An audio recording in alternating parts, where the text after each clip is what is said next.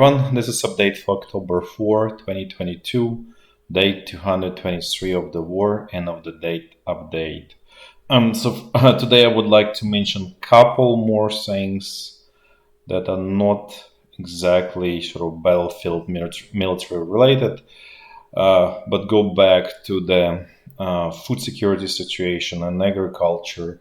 So there was a report in Ukraine saying that the pace of planting of the winter crops is 3 times slower than it used to be in the same period of last year.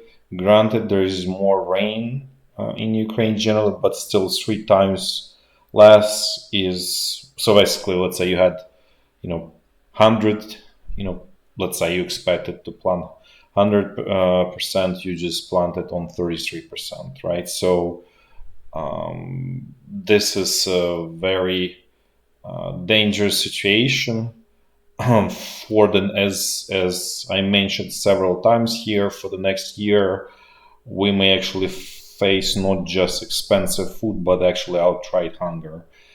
And this really means developed world. This is not just developing world, which more or less permanently in some level of hunger. This may actually spill over to the developed world. And the reason for that is extreme. So there are several.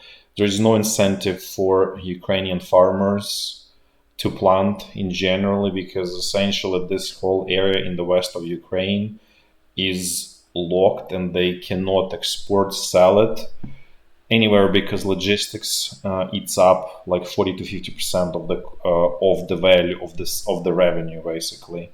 And if your costs are also other costs are high, then you pretty much have nothing. So this creates incentive like, okay, let's just wait out for another year, save a capital. So hopefully, let's say in the fall of 2023, things are going to get better and we're going to plant.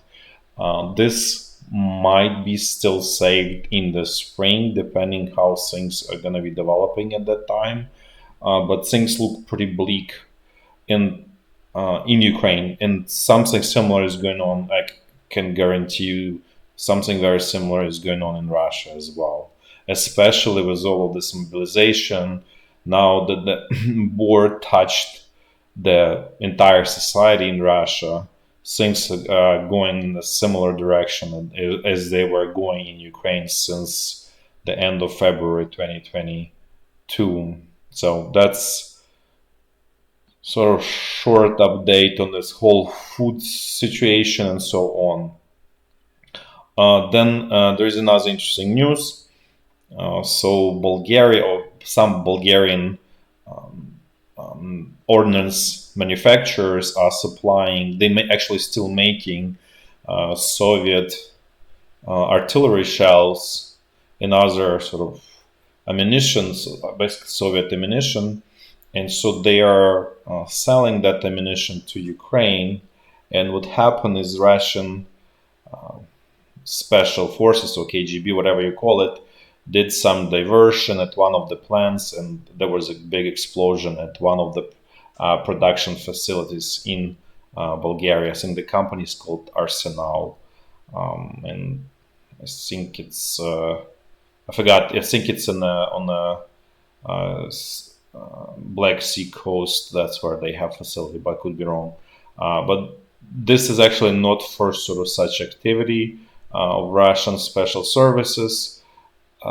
Prior to that, several, even before the war, one of the Bulgarian entrepreneurs who was selling ammunition to Ukraine was poisoned. So basically, there was an attempt to kill him by Russian special services, but they just didn't quite succeed. So he got poisoned, but apparently he got saved by the doctors. And then there is another event related to this that will also happen prior to this, that Russian special services also arranged blow up at their ammunition storage facility in Czech Republic. I think it was 2021, if I'm correct. So they are actively sort of working in Europe, especially Eastern Europe, and there is no borders, let's put this way, from a big perspective to this war. So let's just now look at the big picture military situation. Russian front line is collapsing essentially. And it is collapsing in two places, right? This North Luhansk and Kherson bridgehead, right? So for those who viewed, there's nothing new there. Kherson bridgehead was sort of expected to sort of blow up for a long time at this point. So what this kind of like, and by the way, there are more bad news sort of from a Russian perspective are coming up probably on the 5th. So there will be more even collapse happening. The collapse on Kherson bridgehead is really, let's say, phenomenal. I would say catastrophic, where that's turning into totally disorderly retreat.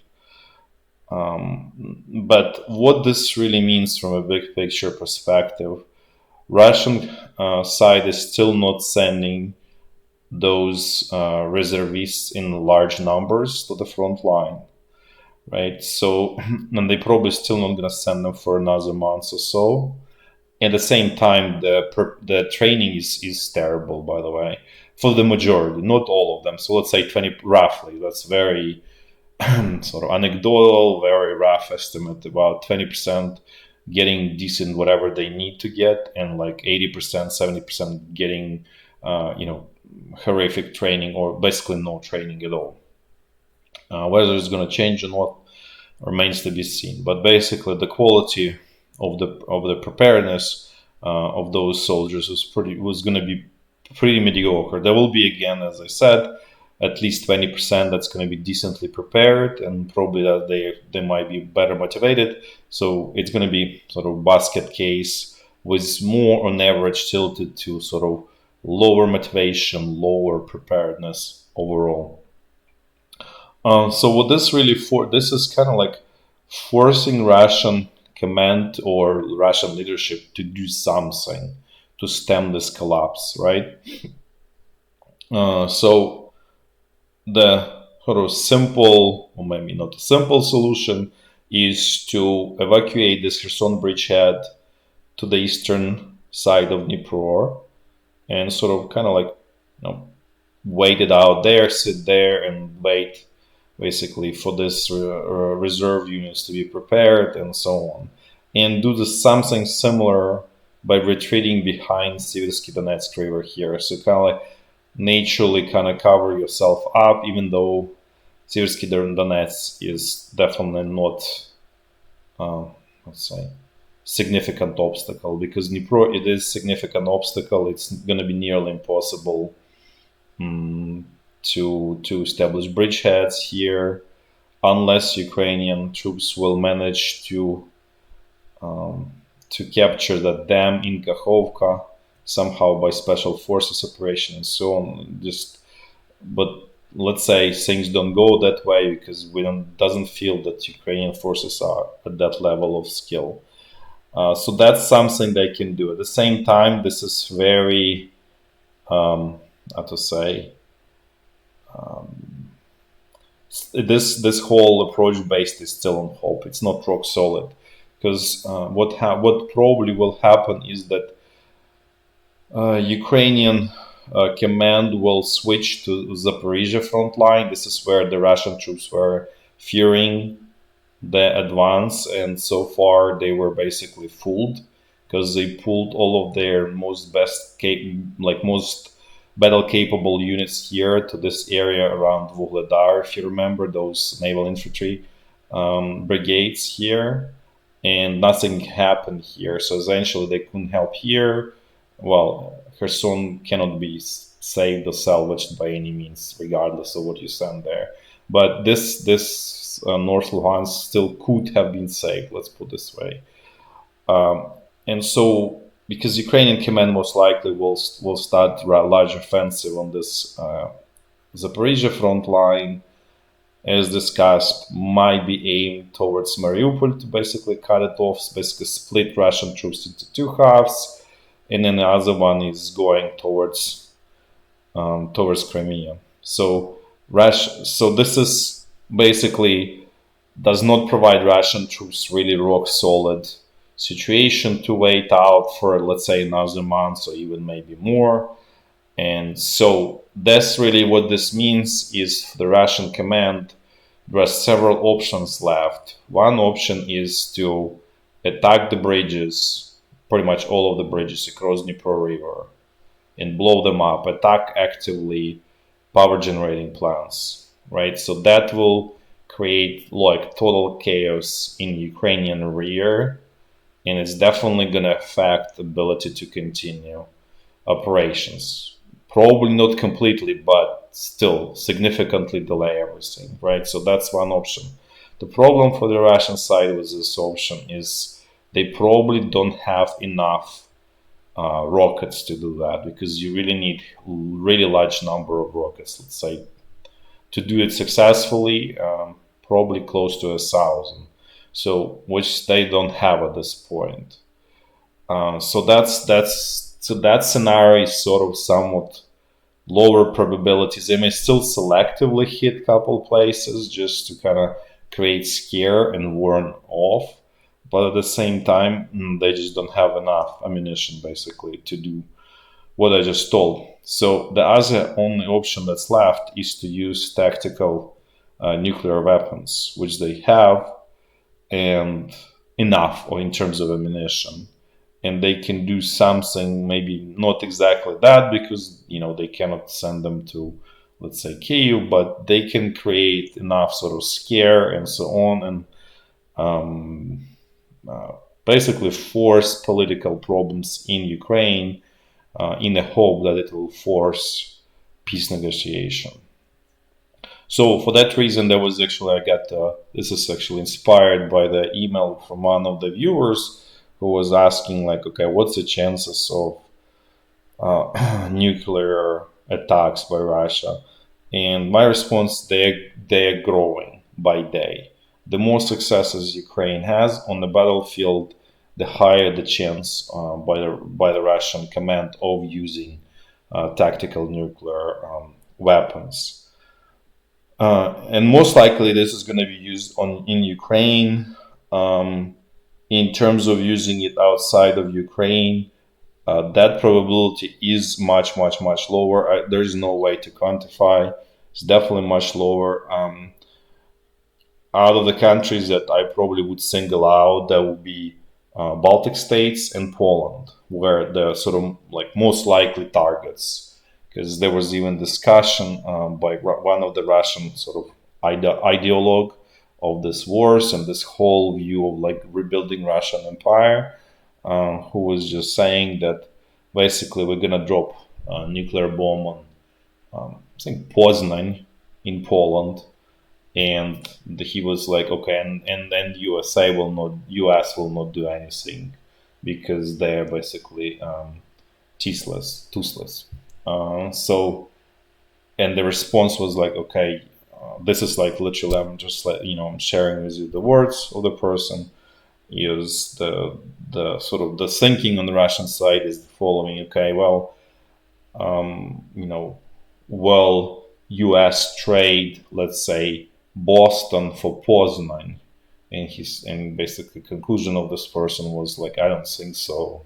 So, but at the same time, the probability of the attacks of Poland and Baltic states is much lower than Ukraine, because that really involves sort of more like conventional nuclear weapons as opposed to tactical ones. And that really means that there will be just basically nuclear war with the West, and Russia definitely understands that. So, if anything, there might be something more probably in Ukraine than in elsewhere else, but it's extremely hard to predict, and honestly, this is, I would say, to extent, it's unpredictable what might happen there. So now let's actually jump to the walk through the front line. Situation along the state border is relatively quiet. Not much exchange of artillery fire by both sides. Things more or less sort of on the quieter side. Let's now jump to North Luhansk front line. let's see what's happening here. So this was yesterday. As discussed, Russian troops are retreating in order not to be caught in a pocket, which is actually one thing that I would say about Russian command. At least they are intelligent about not allowing pockets to happen. Ukrainian command in the past, in 20, let's say 15, 14, was not intelligent enough about that. They allowed at least two pockets to happen. One was really disastrous and smaller. The other one was actually Ukrainian troops broke out of it. It was near Debaltseve, but it was initiative by the actual commanders on the ground. The top was totally incapable.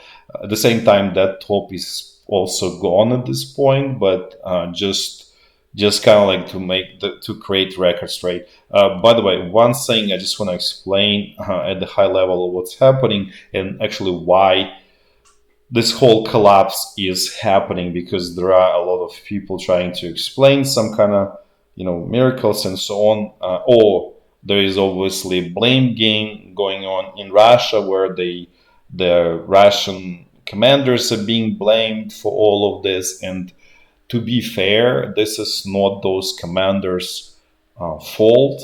It's really sort of natural objective situation when you don't have enough infantry, and you, as I said like a long time ago, that it's a slowly melting ice cube, and eventually it gets to the critical mass when it collapses under its own weight. So this is what's really was happening with this Russian front line. It started collapsing because there's not enough sort of carrying capacity, because there is not enough of the infantry in the field on the Russian side, and that's why it's collapsing. It's somewhat similar situation to what Germany was experiencing starting sometime from, let's say, middle of 1943 actually. Actually it was I think it was September 1943.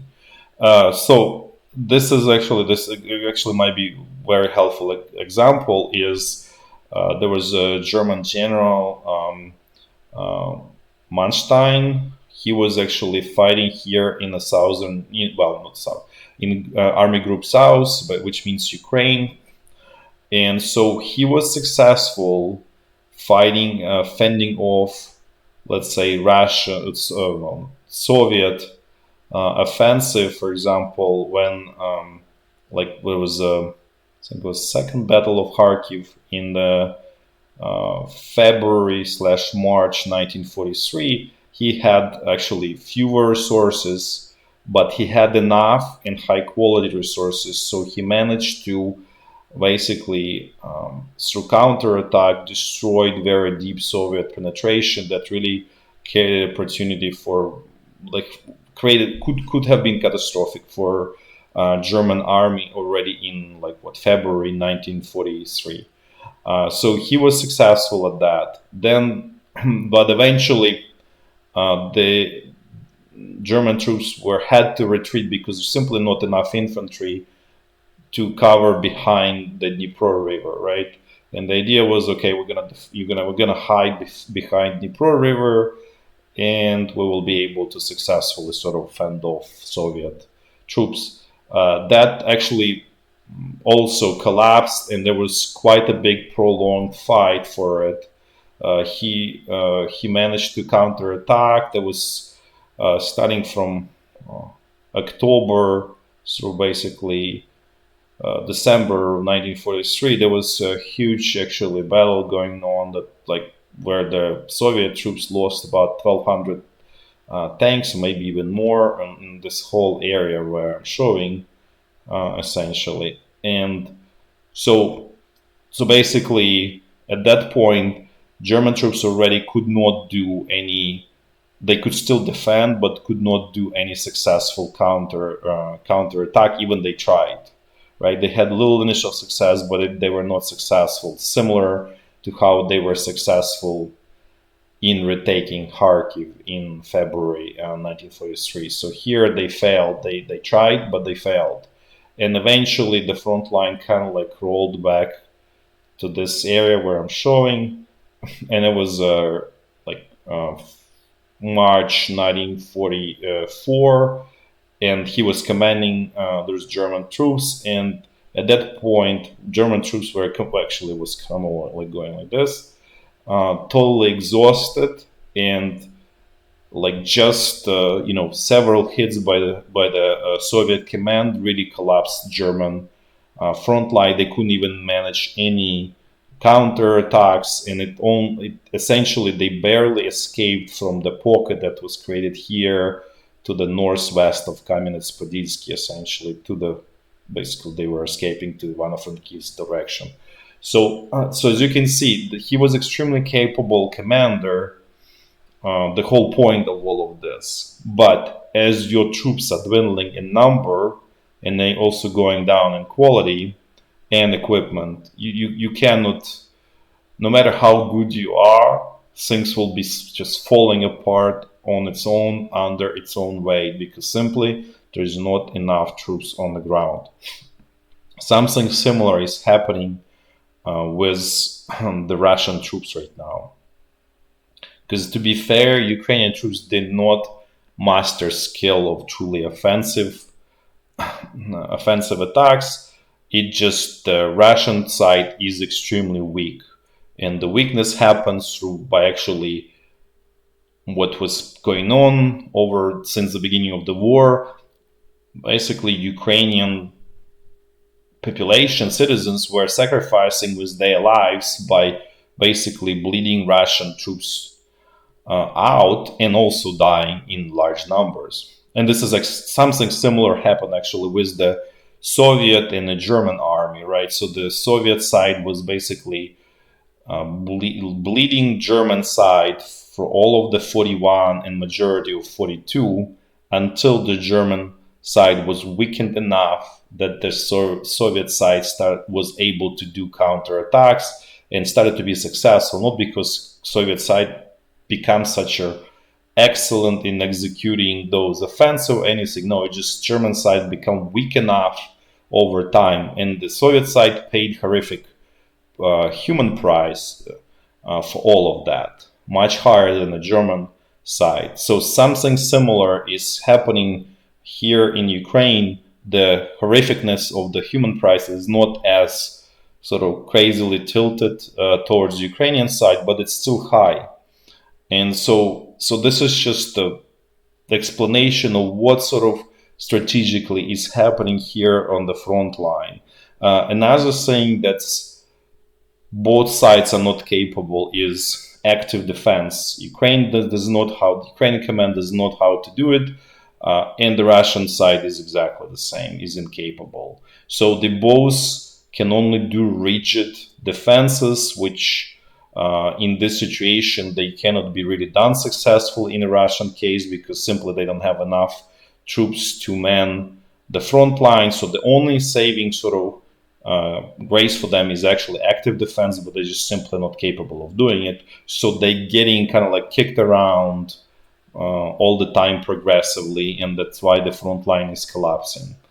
Because to contrast, Germans were they were like sort of masters of the active defense in, let's say, 1944, and they managed to sort of give a lot of painful blows to at least Soviet side, let's put this way, and all the way up until actually May of 1945. So again, this is just a contrast that the Ukrainian army cannot do that, and the Russian army cannot do that, because they both extremely bureaucratic and people completely disempowered by the system in both armies. And actually in Russian side, it's probably even more so than Ukrainian side in general. Now let's actually finally jump into this North Luhansk section of the front line. So this was what's going on yesterday, right? The Russian troops were actively retreating. Basically, intermediate line was supposed to be this road from Kreminna to Kupiansk that goes near Svatovo. At this point, it's very clear, let's actually look, that the front line is not going to go there. Ukrainian troops managed to actually cut the road in at least 2 places. And actually, there was a little bit of incorrectness in my map here, where I showed Zhitlivka on the western side. It's actually on the eastern side, so this is correct. So basically, Russian troops got on the eastern side of the river. So the only part where they sort of have a small bridgehead on the western part of the river is this Kremina, because Kremina is kind of like a split by the river into 2 halves. So they have this they have this bridgehead here. But here in Zhitlivka, they on the eastern side, and Ukrainian troops basically here on the western side, and essentially cut off this road. And then, as I said, there are some Ukrainian reconnaissance groups that are fighting in Krasnoyarsk, essentially establishing bridgehead. And this already means that this whole front line, this whole moot point, and this will collapse pretty quick. And the other pro that actually that I didn't mention is that this western side is actually higher than the eastern side, and Svatova is kind of like in the valley. Basically, the once you get to this area, then you have the sort of fire control for a long distance here, and so this is just a matter of time before Ukrainian troops will squeeze Russian troops behind on the eastern side of the river, and then they have perfect sort of fire control of the eastern side, and this is not going to be easily defendable. Not in a position where the Russian troops are right now here, where they completely outnumbered. There is borderline panic and so on. So it's not kind of troops that can sort of successfully fight in these conditions. So basically, what I'm trying to say that the fate of Svatova is essentially done, and the next sort of where this whole attack is going to go is more likely that it's just going to be developing from this Krasnoyarsk in the direction of sort of one sort of like arrow will go probably towards Sarabis, but the more important one will go probably between the rivers into the basically Russian rear, where it will create extreme chaos and everything, including affecting those troops in the North Donbass section of the front line, where, if you remember, the Wagner mercenaries are attacking and trying to push themselves deeper into the future pocket. So this is what's happening here. At the same time, Ukrainian troops are super slow to move. That's again another like sort of qualitative assessment that they don't know how to attack, because in this situation you really need to sort of move like closely behind your enemy, and actually even sort of push your enemy in many situations, get ahead of your enemy, and so on. And Ukrainian troops are definitely not doing that kind of stuff. They don't understand that. They don't even have the skills to do that. So again, but the Russian troops are weak enough that even like lack of all of the skills and knowledge is being compensated more than enough at this point. So this is basically right now Ukrainian troops are approaching this river, and eventually they will start sort of crossing this river in numbers and creating problems in this whole area. That will be really sort of fireworks on the Russian side. But for now, this is slow move by Ukrainian troops at this point. Now let's look what's going on the North Donbass section of the front line. Things here are actually, as I said, very similar, broken record.